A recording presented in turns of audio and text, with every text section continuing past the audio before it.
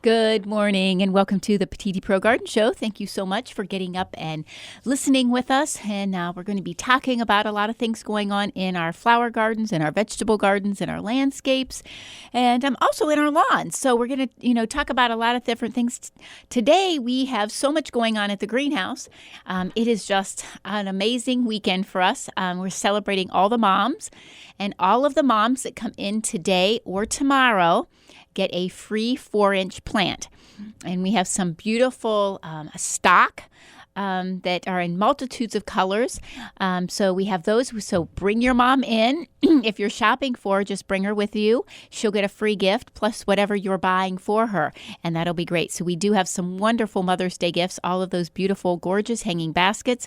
All of the tropicals came in this week. So we have the hibiscus trees and the hibiscus bushes. We have them in small and in large sizes. We have our fruit trees came in. So not just our fruit trees that we plant in the ground, but also our tropical fruit trees that you bring in for the winter. So all of the citrus trees are in. We have lemons and limes. And they're a wonderful gift, and also they're a wonderful gift for yourself if it's not something that your mom would like and you would like to, have one of those citrus trees of your own. They are wonderful, wonderful to have. So we're going to answer your questions answer all of the issues that you're having with your garden. And several of you are already having a few issues with your gardens. So we want to make sure that we get those answered for you. Also today, we are having a farmer's market. In about an hour, the farmer's market will begin and runs from 9 to noon. We have 2 more today and then again on the 21st, and then we will be done with farmers markets because all of the regular markets will be, in full swing in June. And so we only have 2 more today and the 21st. Both will be outside, and we're all set up for that. Got it all set up before I left this morning. So I want to make sure you all come over. Wonderful vendors. We're going to have some great produce. I know there's going to be some fresh asparagus there this morning, kale, Swiss chard. Some of those amazing bakers are going to be there. There's going to be lettuce. So you really need to get over there this morning. And again, all of the Hartzler dairy products, the chocolate milk, which is a wonderful, wonderful treat. A lot of people think about chocolate milk in the winter to heat it up and have it as hot chocolate. But let me tell you, Hartzler's chocolate milk makes the greatest fudgesicle in the world. It's amazing. And what's so wonderful about it also is that it's good for you too. It's milk that is good for you. Those cows are all raised on a non-GMO diet. And so it's something that you can actually have as a treat and not have to have that guilt with it. And so that's wonderful. We carry all of the Hartzler products. They're whole milk, 2% skim and chocolate, and also their butter and their yogurt. So wonderful, wonderful products from a wonderful, wonderful family. They're such a blessing to work with. So here we go, off with your questions. A lot of you are asking, what flowers can I put out?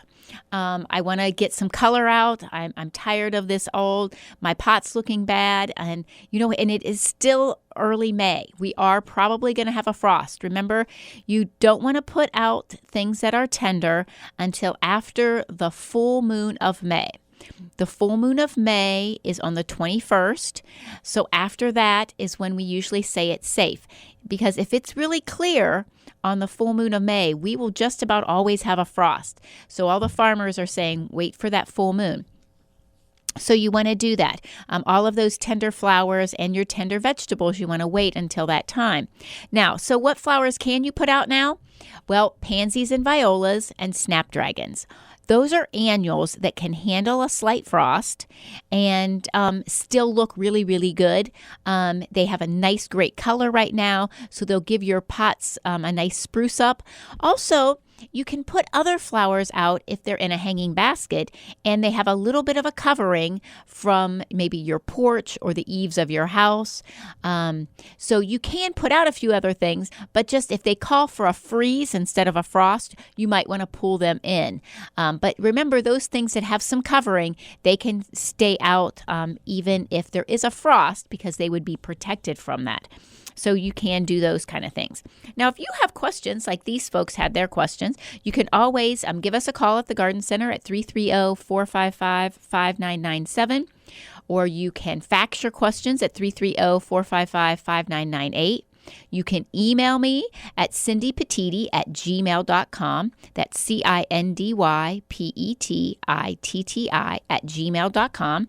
Or better yet, bring your question to us. We would love to have you come and visit us at the store and bring us your question. Now, just remember, if you think you have an insect or a disease issue and you're bringing us leaves or twigs or a whole branch, we ask that if it's small enough that you can have it in a Ziploc baggie, bring it on in and we'll look at it for you.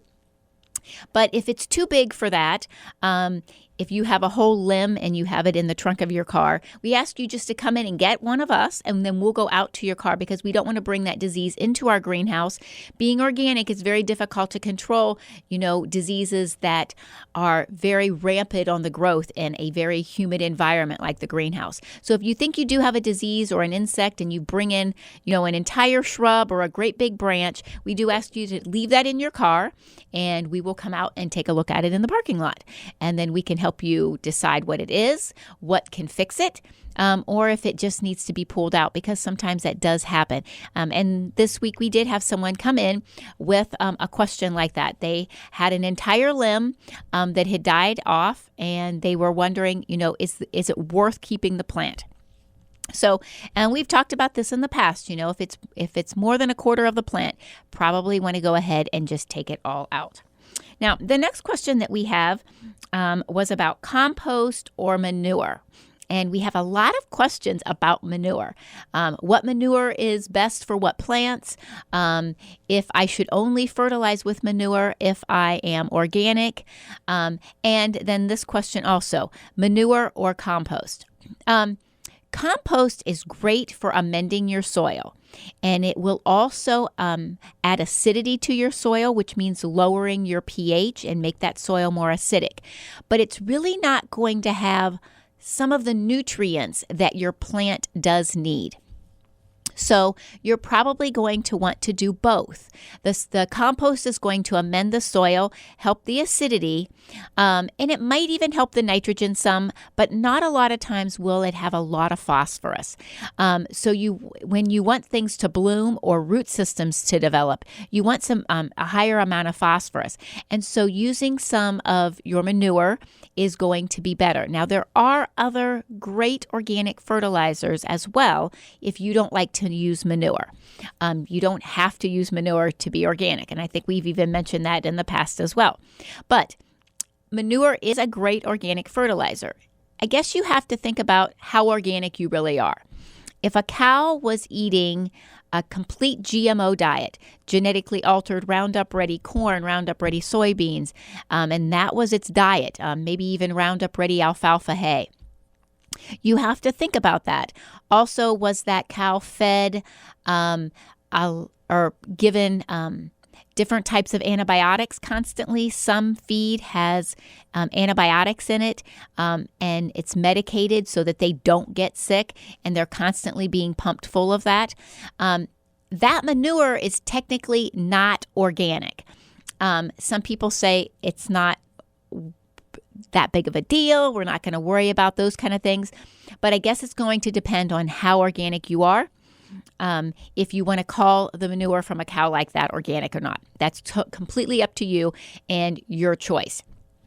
But Cow manure is very good fertilizer. It's wonderful. That's why farmers put it on their fields. Even if they're using a GMO crop or raising a GMO crop, they're still going to put manure on their fields as a good source of fertilizer.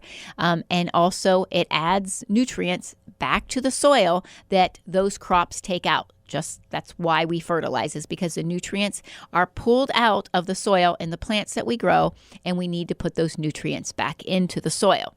So you can use that. Now, is there a difference in different types of manure? Yes, there are. Some of them have a higher levels of ammonia, and they can burn plants if they're not well decomposed. So it's always a good idea, if you have a source of cow manure from a farmer, an organic farmer, it's great to let it sit for a minimum of 6 months before you put it directly on your garden or on your flowers. Chicken manure is great for a lot of crops. I love it for rhubarb. And some of the crops that you're going to use in your vegetable garden. Cow manure is great, though, as well. I do recommend not using horse manure unless it has decomposed for a minimum of 1 year because of weed seed. The digestive system of a horse, I don't know, it lets a lot of seed pass through the digestive system. And so the manure of horses have a lot of seed. And so you'll really notice a lot of weeds in your garden if you use horse manure that's not really, really aged or has been heated to a point where it kills off that seed. Like sweet peat has horse manure in it, and they heat it so that all of those seeds are killed off.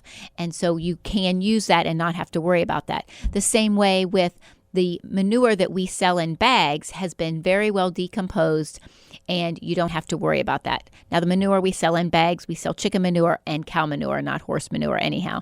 But it is very well decomposed, and you don't have to worry about that burning your plant. Now, if you planted only in that manure, then yes, you could burn still. But using it on a regular, according to directions, you're not going to burn anything by using something that has already been bagged because it has decomposed. And that's the same way with our Bull Country compost. Bull Country compost has the manure in them, but it's all been decomposed for a minimum of 1 year before it is bagged. And along with all of the compost material, wood fibers, and then it's all shred together and screened together. And then they bag it from there. And we also are carrying a new super soil.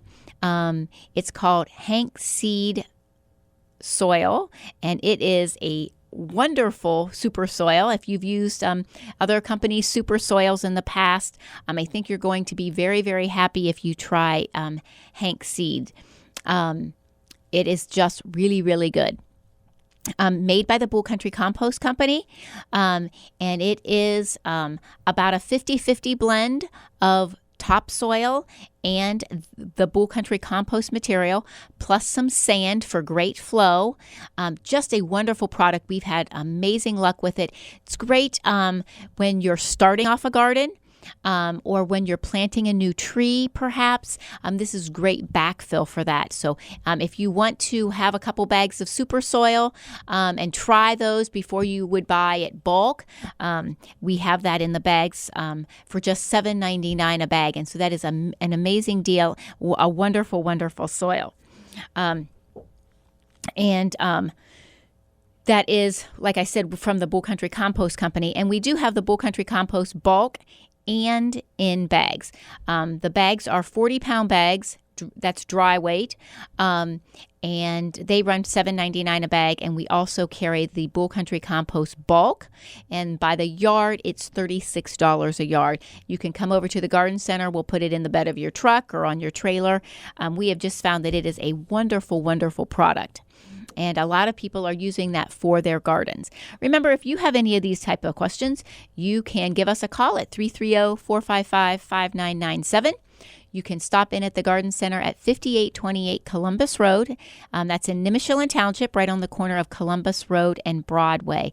And there's all kinds of stuff going on this morning. The farmers market is starting at 9 o'clock, runs till noon. and also all of our Mother's Day specials going on. And we have wonderful hanging baskets, all the 4-inch stuff that you need, all of those blooming flowers and the green accents, the vinca vine and the asparagus fern. The ivies that you put in your pots, the creeping jenny, all of those great accent plants for your pots and even in the ground. And also the hanging baskets that you want to make sure that you get from Mom. Some beautiful hydrangeas we have in, and as well as all of the tropicals that make wonderful, wonderful Mother's Day gifts. We all love those. So you want to come on over this weekend and take advantage of that, and make sure that you remember that all of the moms are going to get a free 4-inch pot of flowering, blooming annuals if you bring her in while you're shopping. And remember, we have the cafe. So if you bring Mom over and let her do the shopping, and you want to sit and guys and have a cup of coffee and read the paper in the cafe, you're more than welcome to do that. But most of you probably won't want to do that because there's so many interesting things around the garden center. All of our metal products are in. So we have trellises, the fan style, the rounded style. We have some great heavy duty shepherd hooks that are in. We also started carrying fire pits. From a gentleman that makes them out of Carrollton. So come on over, guys. You're going to find a lot of very interesting things as well as the ladies. And always remember, if you have children and you don't want the children to be left at home, you want to bring them on over. They're going to have a great time at our greenhouse as well. Most of the time, the kids aren't going to have a real good time unless they're really into gardening, which we really promote and try to do classes to teach them about gardening and how much fun it can be. But so many times the kids doesn't want to come or go to the garden centers with you when you're out shopping. But ours is a little different because we have all of the animals. And right now we have some wonderful baby kittens. We have baby chicks and baby ducklings. We have young baby goats that are only 5 or 6 weeks old. And of course, the sheep and the cows and the alpacas and the big goats. It's always something going on at Petitti Garden Center and Farm. And we have so much fun, and we invite you to come and take a look at all of the animals and participate in gathering eggs. And the kids will be very well occupied, Mom, while you do your shopping, and you don't have to worry about them. It's a lot of fun, and we would like all of you to do that. So we're going to get back to some of our questions. And a couple of the other questions that we're having is some of you are already having some issues with some diseases. And some of you that are dealing with diseases have high tunnels or have little teeny greenhouses that you have a lot of humidity in, and you're dealing with a little bit of black spot. So you want to make sure that you use sulfur or copper as your organic fungicide in those issues. Also, some of you are are already having some insect issues. And we have noticed some aphids on some things, new tender growth on your shrubbery and your perennials a lot of times seem to attract the aphids. So you can use some great organics. The All Seasons oil, also neem oil, are both really good ones to control those aphids on this new tender growth. Also, the other question had to do with insects as well, was on their tropicals. They had overwintered tropicals in their home, and now they're getting all of this new growth, and they had little sticky substance on their leaves. They brought a piece in, and we were able to look at it, and it was, they had a couple different ones, but they did have aphids, and they also had some scale. So if you are dealing with sticky substance on your tropicals or house plants that you have had over the winter, or even if you have started tomatoes and peppers and things maybe in your basement under lights, and you are starting to get some insect issues, you want to zap those before they become a problem for you. So remember, the neem oil, the All Seasons oil, is great for aphids. It's also very good for scale. If you do have other types of insects, maybe white fly or mealybug, also some of the other ones that people with a greenhouse might have, or the little small greenhouses, is thrip. Captain Jack's is a wonderful insecticide for everything except aphids. It's not a great control for aphids, but it is a fabulous control for all of your other insects. So if you have had that, actually this past week, several people were in that had insects last year. Spider mite has become an issue for several of you. And if you do have the spider mite, the Captain Jack's works quite well for that as well. The neem oil also will control those spider mites. Also, Mite X, if you have a real bad infestation of the spider mite. A lot of times hydrangeas will have a spider mite issue. But also palm trees that you might have overwintered in the house have quite an issue with the spider mite as well. So you want to make sure that you're keeping your eye on all of those. If you have house plants that you have overwintered and you start new plants or new seedlings in your house, you really want to watch, because all of this new growth and all of this new vegetation, insects are going to be jumping around. So you want to make sure that you try to control them. And if they are jumping from plant to plant, you want to make sure that you have do some spraying so that you don't have to worry about trying to control them. You can prevent them. And so you want to make sure that you're using some of those organic insecticides on those. But the spider mites are one that's a little bit more difficult. You're probably going to have to do 2 to 3 applications for them. Their eggs are so tiny and they hide in all the little cracks and crevices of the leaves. So you want to make sure that you do get those sprayed really well.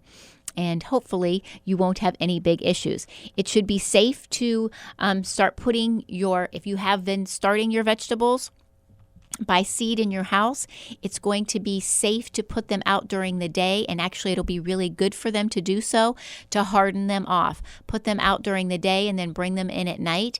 You can even leave them out if they're not calling for temperatures under the 40s. If you can stay in the 40s, that's best. If you can bring them in, the soil will stay warmer at night and they will keep growing and they mature a little bit faster for you. But you want to just make sure that you keep them going. Now, if you have started, a gentleman was in this week that had started his tomatoes back in February, and that's a little early to start tomatoes, but he wanted some really nice large ones when it was safe to put out. But now he has a little bit of stretching going on, and he had also been dealing with some yellowing. And we always say that we really don't need to fertilize until we transfer into the ground or from our plug trays into our flats. And so he is starting to yellow out. His water is a little alkaline, and so he's yellowing out, and he hasn't been fertilizing because he was just waiting to put them in the ground. So if you have started things early, you're going to need to keep those plants healthy for another probably 2 weeks before you're going to be able to put them in the ground. So you want to make sure that you do give them some nice organic fertilizer. The green nutrients is great. Also, Garden Tone and Tomato Tone is going to be really good for those. And you want to make sure that you keep things going and keep them healthy. So many people are still saying in the spring, they've been coming in, my plant doesn't look good. It doesn't look like it's coming back well from last year.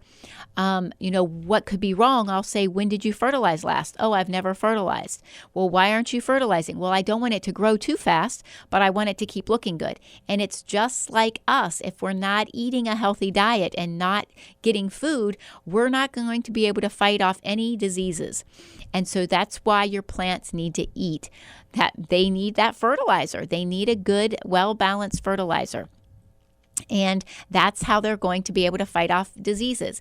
You don't fertilize just so that they grow. You fertilize to keep them healthy.